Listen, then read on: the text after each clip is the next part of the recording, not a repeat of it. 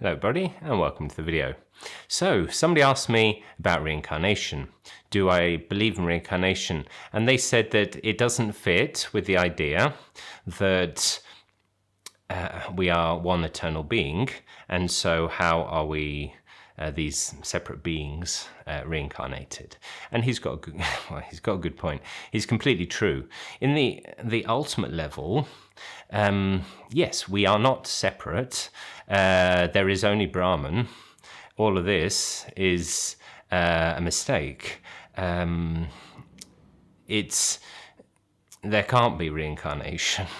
Because nobody was ever born in the first place. It's not like they're going to be born again if you weren't born the first time. This comes from Gaudapada in the Mandukya Karika.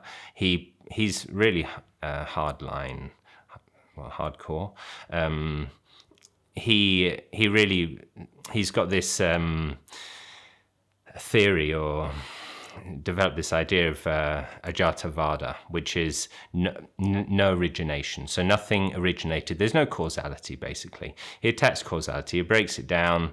He attacks all the different forms of causality that were around at that time and proves them to be wrong or unsatisfactory. And so he presents Ajātivāda, which is no origination. There was no one born. There's no one seeking enlightenment.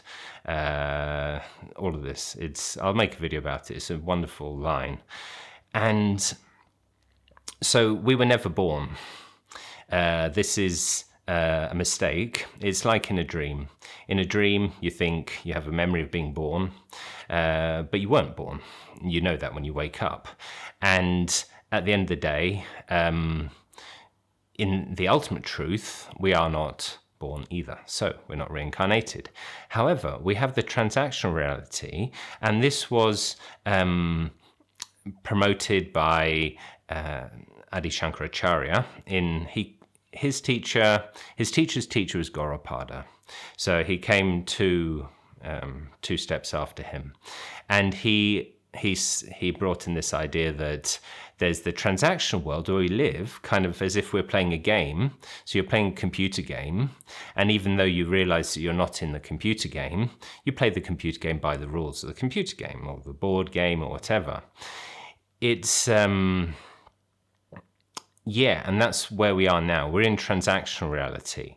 It's not really like it's a second reality. There is only one reality. This is a mistake. But in this reality, we have all sorts of different models. The truth is one, but ignorance is many. There's only, as they say, there's one way to stand up straight, but there's many different ways to fall down. So we have in this Maya, this illusion, with causality, we have all sorts of different models that we use. So you've got biological models for analyzing biological level. You've got physics models for physics, and somehow they kind of meet to some degree, but not really completely. It's more like they have this idea of emergence. So of each level, the next level emerges, and it's kind of independent from the lower level.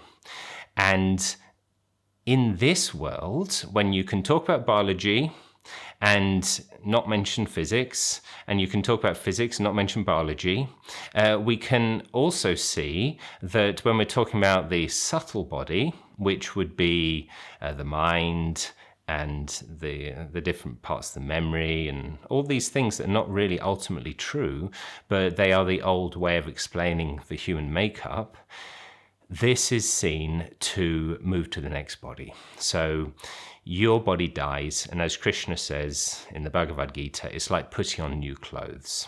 So you put on these new clothes, you put on a new body, and you continue living. But the seer of all the fields is Krishna. So even beneath the subtle body, it's God that's looking out of it all. You've got the subtle body on top of that, then the physical body's shed. And I said to the guy in the comment that, no, I don't believe in reincarnation, but I sometimes think in terms of reincarnation.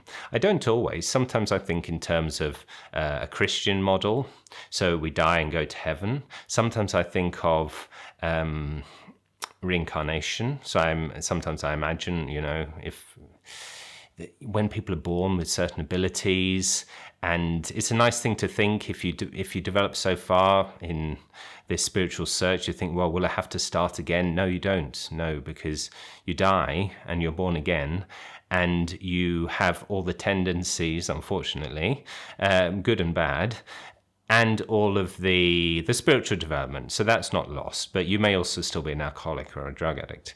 So don't go near any of those. But you also might be good at playing the violin once somebody gives you a violin, or drawing, and all these things you developed over the past. And it's also a clue to why we see the world as we do, because we have these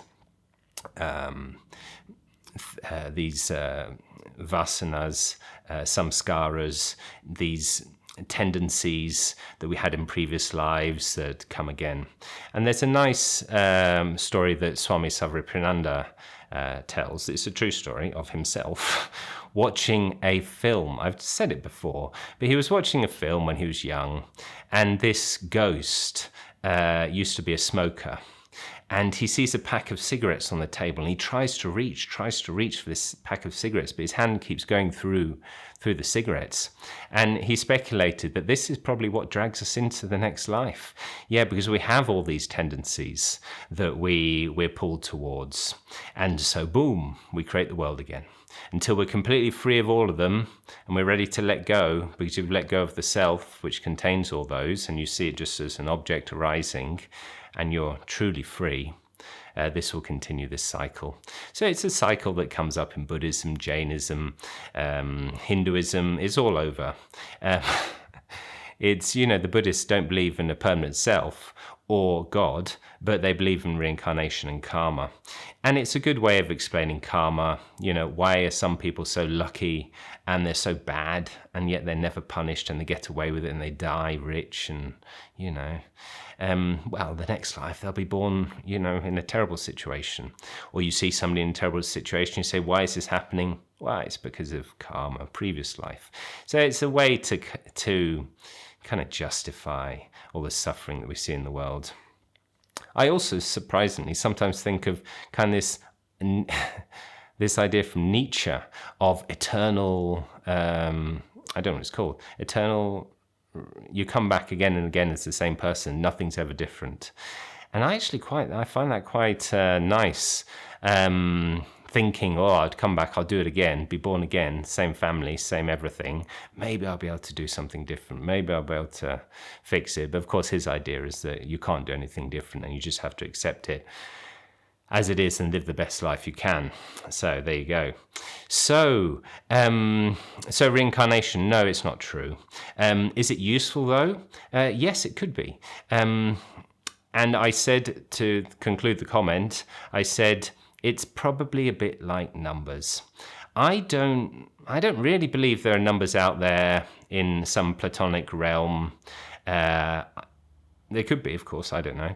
But I tend to think that they are models that humans use to understand reality, to be able to count how many eggs they have, and things like that. They've found cultures that don't actually have concept of numbers. They might have a few, 1, 2, and then many, or maybe 1, 2, 3, and then many. So I think it's more something that it's a mental thing that is not actually represented out there. But just like, so it's not really true. They're not real, but they are very useful in living our everyday life, to be able to just do things in the everyday sense. So the incredibly useful thing, probably even more useful than the concept of reincarnation. Yes, so I think things can be useful, and we can take them on a transactional truth, a relative truth, and understand that they are not the ultimate truth, but there's things that we need to take seriously. Maybe reincarnation not. It depends how you want to see the world that day. It's like doing a painting. Every day you do the painting of the same scene. One day you maybe paint it with dramatic, vibrant colors. The other day you may choose to do it with, I don't know, pastel colors, very calm, or maybe another day watercolors, and it's all the same thing, but you're just looking at it in a different model so that you can maybe see a bit deeper into it. So there we go. Thank you very much for watching. Goodbye.